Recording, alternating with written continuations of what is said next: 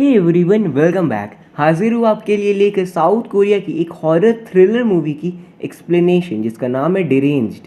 ये फिल्म साल 2012 में रिलीज़ हुई थी एंड इसके IMDb रेटिंग है 6.4 आउट ऑफ 10 और रॉटेन टोमेटोज पे 60% को। ये कोरिया की first epidemic disease based movie थी एंड इस फिल्म का सजेशन मुझे TKB भाई ने दिया था and I am really thankful for suggesting me this movie. दोस्तों, आप में से कई लोगों ने फ्लू और कंटेजियन मूवी का नाम ज़रूर सुना होगा एंड ये फिल्म भी उनकी तरह ये एक डिज़ास्टर्स आउटब्रेक पे बेस्ड है। इसकी खासियत है जिस तरीके से डिज़ास्टर्स आउटब्रेक को दिखाया गया है वो बहुत ही अमेजिंग था। ऑल्सो अभी पूरे वर्ल्ड में जो कोरोना वायरस वाली सिचुएशन है, काफ़ी हद तक ये फिल्म भी उसे खौफनाक मंजर को हमें दर्शाती है। Now having said that, let's begin the movie explanation. दोस्तों, फिल्म में मैंने कोरियन नेम्स की जगह इंग्लिश नेम्स यूज़ किए हैं फॉर बेटर अंडरस्टैंडिंग। तो कहानी है जेसन नाम के इंसान की।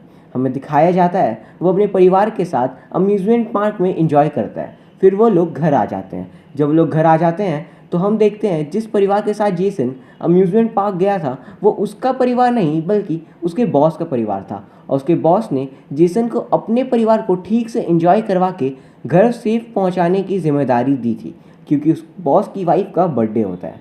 दरअसल जेसन एक फार्मास्यूटिकल कंपनी में एज अ सेल रिप्रेजेंटेटिव काम करता है। फिर जेसन अपने घर आता है और वहाँ उसे अपना छोटा भाई माइकल दिखता है। जेसन माइकल से सीधे मुंह बात नहीं करता है और हम एज अ व्यूअर समझ पाते हैं इन दोनों में अनबन हुई है। जेसन रूम के अंदर जाता है जहाँ उसकी वाइफ जेन और उसके दो बच्चे खाना खा रहे होते हैं और उसके एक बच्चे का बर्थडे होता है उस दिन। बट जेसन के पास बिल्कुल पैसे नहीं होते हैं कुछ अच्छा खिलाने को या घुमाने के लिए। ऑल्सो उसकी वाइफ और बच्चे जो खाना खा रहे होते हैं यानी अच्छा खाना, वो माइकल यानी जेसन के छोटे भाई ने उन्हें लाकर दिया होता है। बट वो लोग जिस प्रकार खाना खा रहे होते हैं ना, वो बहुत ही वियर्ड था। इसका रीज़न हमें आगे पता चलेगा। अब जेसन अपने रूम में जाता है और वहाँ उसकी वाइफ जेन उससे मिलने आती है। जेन कहती है माइकल बाहर खड़ा है, उसे अंदर बुला लो। जेसन कहता है उसके वजह से हमारी ये दुर्दशा हुई है, वो मेरा भाई नहीं है। दूसरी तरफ माइकल को दिखाते हैं जो कि एक पुलिस ऑफिसर होता है और वो अपने असिस्टेंट से मिलने जाता है और हमें पता चलता है माइकल के कहने पर जेसन ने अपनी सारी संपत्ति स्टॉक मार्केट्स में लगा दिया था और शेयर्स डाउन होने की वजह से जेसन कंगाल हो चुका है और इसलिए जेसन माइकल को अपनी इस हालत का जिम्मेदार मानता है और माइकल भी कहीं ना कहीं हमेशा अपने आप को इस काम के लिए गिल्टी मानता है। अब जेसन के ऑफिस का सीन दिखाते हैं जहां जेसन का कलीग उसे पोक करता है यानी काइंड ऑफ उसका मजाक उड़ाता है स्टॉक मार्केट में पैसे डूबने वाली बात पे। बट जेसन उस पर भड़क जाता है, उसे भगा देता है। अब माइकल और उसकी वाइफ लिंडा को दिखाते हैं और लिंडा एक डॉक्टर होती है। माइकल लिंडा को एक लोन निकालने की रिक्वेस्ट करता है जिससे वो अपने बड़े भाई जेसन की लाइफ को सुधार सके। फिर लिंडा आकर जेसन से मिलती है और ये सब कुछ उसे बताती है। जेसन एक ऑर्गेनिक कंपाउंड का एग्जाम्पल देकर कहता है माइकल एक जहर है जो जिसकी भी ज़िंदगी में आता है उसे बर्बाद कर देता है, और वो लिंडा सजेस्ट करता है कि मेरे भाई से दूर हो जाओ वरना तुम्हारी भी ज़िंदगी बर्बाद हो सकती है। फिर सूरज निकलने से पहले सुबह के टाइम एक कपल मॉर्निंग वॉक ले रहे होते हैं। तभी मेल को रिवर की तरफ कुछ दिखता है और वो जल्दी से जाकर देखता है कि वो क्या है, पर अचानक वो पानी में गिर जाता है। जब वो उठ खड़ा होता है उसे एक डेड बॉडी का फेस दिखता है और वो बेहद घबरा जाता है और जल्दी से पुलिस को बुलाता है। अब पुलिस वहाँ आती है इंक्लूडिंग माइकल, और वो वहाँ पे डेड बॉडी की फेस जब देखते हैं तो वो लोग भी चौंक जाते हैं। फिर डॉक्टर के पास डेड बॉडी को लाया जाता है जिसकी कंडीशन बिल्कुल ही अजीब सी थी। अब लाश को डॉक्टर के पास लाकर दिखाया जाता है और डॉक्टर इसे देख बेहद हैरान होते हैं और वो कहते हैं कि लाश मैल न्यूट्रिशन से मरने की ओर इशारा कर रही है, बट बॉडी पे एक भी वैसे सिम्टम्स नहीं होते और डॉक्टर कहते हैं ये कुछ डिफरेंट और बहुत ही खतरनाक है। फिर हमें पूरे शहर का एक खौफनाक दृश्य दिखाया जाता है कि सब लोग पानी में कूदकर खुद की जान ले रहे थे अनजान कारण की वजह से, जो हमें आगे पता चलेगा। फिर सुबह ये बात ब्रेकिंग न्यूज़ बनकर टीवी पे आती है। जेसन और उसकी फैमिली भी ये बात देखती है और जेसन कहता है ये सब बेकार झूठ है, मैं जा रहा हूँ अपने बॉस के साथ गोल्फ खेलने वरना मुझे पैसे नहीं मिलेंगे। जेन काफ़ी मना करती है कि इस रिस्की सिचुएशन में तुम बाहर मत जाओ, बट जेसन उसकी एक भी बात नहीं सुनता। जेसन और उसके बॉस गोल्फ खेलने वाली जगह पहुंचते हैं जो एक लेक के पास होती है। बॉस को नेक में अजीब सा फील होता है और वो बहुत ही वियर्ड बिहेव करते हैं और अचानक वो दौड़कर पानी में डूबकर खुद की जान ले लेते हैं। जेसन उन्हें बचाने की कोशिश करता है बट बॉस का फेस भी बिल्कुल स्टार्ट वाले सीन जैसा घैसली टाइप दिखने लगता है और वहाँ पे भी फिर पुलिस आती है। फिर पूरे शहर का आउटब्रेक के सीन दिखाए जाते हैं। सब जगह लोग पानी में कूद कर खुद की जान ले रहे थे। नाले, समुंदर, पानी, तालाब, सब जगह यही था। ऐसे एक इनकाउंटर में एक बाथ में एक मरी औरत के पास वॉर्म्स मिलते हैं। फिर लैब लेकर डॉक्टर इस पर टेस्ट करते हैं और पता चलता है ये हॉर्स हेयर वॉर्म्स हैं जो इंसेक्ट में एज अ होस्ट रहते हैं। मतलब ये इंसेक्ट की बॉडी में रहते हैं और जो भी चीज़ें इंसेक्ट खाती है उसे ये भी फीड करते हैं। ह्यूमंस के इंटेस्टाइन में भी नॉर्मली बहुत से पैरासाइट्स मौजूद होते हैं जो फीड करते हैं, बट ये हॉर्स हेयर वॉर्म एक म्यूटेटेड फॉर्म होता है जो सिर्फ इंसेक्ट्स में रहता है, बट अब वो इंसेक्ट्स के जगह ह्यूमंस के बॉडी पर भी असर करने लगा था। अब इन वॉर्म्स के बॉडी में होने के कारण बॉडी में कई सारे सिम्टम्स शो कर रही थी, लाइक भूख बेहिसाब रखना यानी कि हंगर बढ़ जाना, प्यास भी बहुत ज़्यादा लगना यानी कि थर्स्ट बढ़ जाना, बट वेट गेन नहीं होना क्योंकि ज़्यादा खाने वॉर्म्स ही खा रहे थे ना कि ह्यूमन। मतलब ह्यूमंस एक प्रकार का सिर्फ कंज्यूमर का काम कर रहे थे और वॉर्म्स सारे खाने को खा जा रहे थे। अब न्यूज़ में हर जगह ये बात फैल जाती है, अगर नॉर्मल से ज़्यादा भूख प्यास लग रही है तो जल्द से जल्द अपने नज़दीकी हॉस्पिटल में जाए। यही नहीं, अगर आपने हाल फिलहाल में समुंदर के आसपास की जगह गए हो तब भी हॉस्पिटल में जाएं क्योंकि आपको ये डिजीज़ होने का खतरा है। जेसन भागा भागा घर आता है और जेन कहती है उनके बच्चे के बर्थडे की सुबह वो लोग पूल गए थे और जेसन तीनों को रेडी होने को कहता है हॉस्पिटल जाने के लिए। और हम देख पाते हैं जेसन और उसके बच्चे बहुत ही ज़्यादा भूख और प्यास से व्याकुल हो रहे थे और हम समझ पाते हैं इन्हें भी वो डिजीज़ हो चुकी है। फिर हमें हॉस्पिटल का दृश्य दिखाया जाता है जहाँ भारी तादाद में लोग भीड़ लगाकर खड़े थे और तोड़ फोड़ मचा रहे थे, सब मांग कर रहे थे कि मुझे दवाई दो, मुझे ठीक होना है।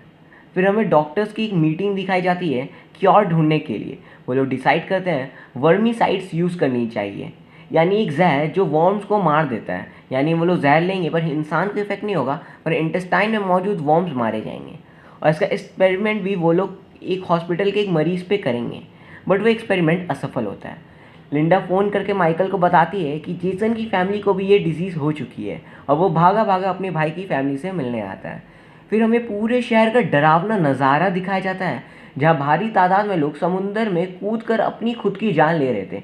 पॉन्ड्स, लेक्स, रिवर्स सब में लाशों का ढेर लगा था और वो बहते जा रहा था। अब सुबह होती है, पूरे शहर में वैसे ही खौफनाक माहौल मौजूद था, पर तभी एक पेशेंट कंफर्म करता है विंडाजोल नाम की ड्रग से वो ठीक हो गया है। और ये बात सुनकर पूरे शहर में सारे लोग उस ड्रग को लेने के लिए सारी ड्रग शॉप्स, हॉस्पिटल में भीड़ लगा देते हैं कि मुझे ये चाहिए, और एक ही दिन में सारी विंडाजोल ड्रग्स आउट ऑफ स्टॉक हो जाती है। फिर गवर्नमेंट जाकर इस ड्रग बनाने वाली फार्मास्यूटिकल कंपनी से बात करती है नई स्टॉक बनाने के लिए, बट फार्मास्यूटिकल्स वाले कहते हैं हमें एक इन्वेस्ट कंपनी ने टेक ओवर कर लिया है, हमारा विंडाजोल बनाने वाली मशीनरी ख़राब पड़ी है क्योंकि मैंने सही से नहीं किया गया था। गवर्नमेंट कहती है तो आप हमें अपनी ड्रग कॉम्पोजिशन बता दीजिए तो हम उसके क्योर के लिए बना पाएंगे। पर फार्मा वाले कहते हैं हमारी कॉम्पोजिशन जानकर दूसरी कंपनी सेम ड्रग बनाएगी तो हमारा नुकसान होगा। कंपनी का सीईओ कहता है हमारे मेजर स्टॉक होल्डर से रिक्वेस्ट करने पर भी उन्होंने इस बात के लिए साफ इनकार कर दिया है। दोस्तों, यहाँ गौर करने वाली बात यह थी कि गवर्नमेंट उस कंपनी पर ज़ोर ज़बरदस्ती नहीं कर सकती थी क्योंकि ये इलीगल होता। वो चाहे तो उन पर हैवी टैक्सेस सकते हैं या फिर कंपनी को बैन कर सकते हैं उस कंट्री में, बट वो लोग किसी भी तरीके से कॉम्पोजिशन को ज़ोर ज़बरदस्ती से हासिल नहीं कर सकते हैं। माइकल को दिखाते हैं जिसे इसी फार्मास्यूटिकल्स का एक बंदा मिलता है, उसे टॉर्चर करने पे वो बताता है 5 साल पहले हमारी कंपनी इन्हीं हॉर्स एयर वॉर्म्स पे रिसर्च कर रही थी। वो ब्रेन को कंट्रोल कर सकते थे, लाइक जैसा कि आपने देखा पानी में कूदने पे लोग मजबूर हो जा रहे थे। तो कंपनी वाले रिसर्च आगे बढ़ाकर एक नई दवाने की कोशिश करते हैं जो मेडिसिन मार्केट में रिवॉल्यूशन ला देगी। ये दवाई ब्रेन डिजीजेस के लिए होगा, लाइक एल्जाइमर, बट कुछ ही सालों में उनकी कंपनी को दूसरी कंपनी टेक ओवर कर देती है और ये रिसर्च शट डाउन करवा दिया जाता है।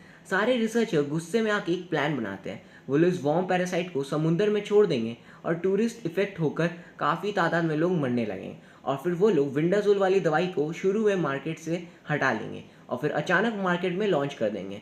इससे उनकी शेयर्स तेज़ी से ऊपर होगी और उनका मुनाफा भी होगा। माइकल फिर उसे बहुत मारता है और विंडाजोल वाली दवाई की लोकेशन लेता है।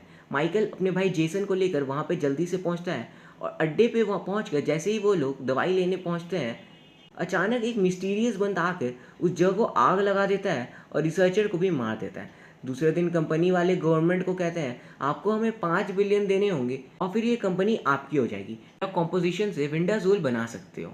सारे ऑफिशियल्स मना करते हैं क्योंकि कंपनी का ऑफिशियल प्राइस 700 मिलियन होता है और कंपनी वाले मौके का फ़ायदा उठाकर 7 गुना ज़्यादा ले रहे थे, पर प्राइम मिनिस्टर कहते हैं हमारे पास कोई और ऑप्शन नहीं है, हमें अपनी लोगों की प्रोटेक्शन पहले देखनी होगी।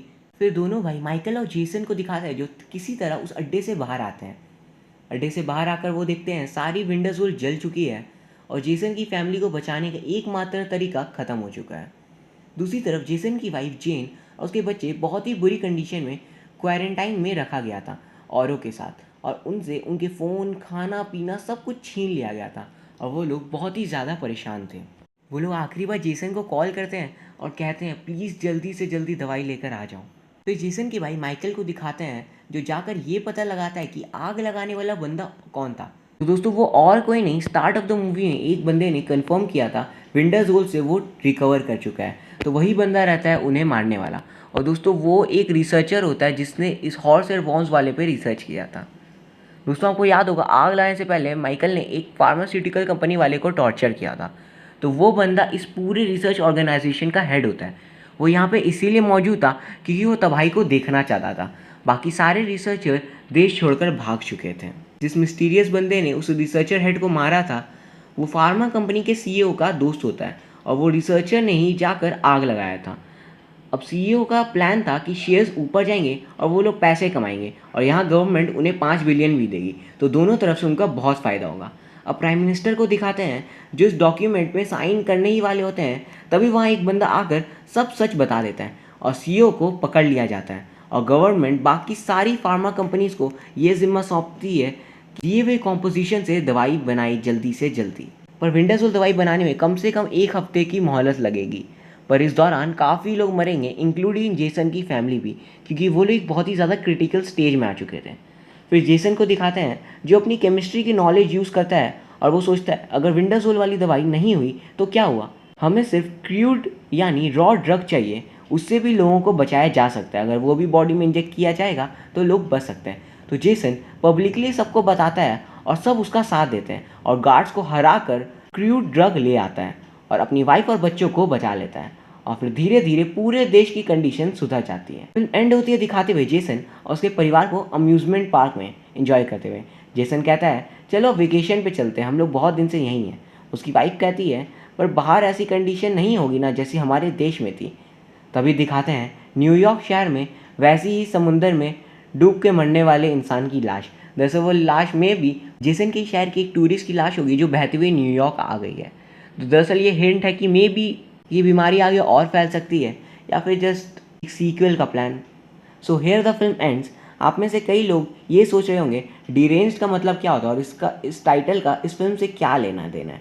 तो डिरेंज का अर्थ है किसी मेंटल इलनेस की वजह से एब नॉर्मल बिहेव करना। जस्ट लाइक फिल्म में वॉर्म्स के कारण लोग एब नॉर्मली बिहेव करके खुद की जान ले लेते हैं।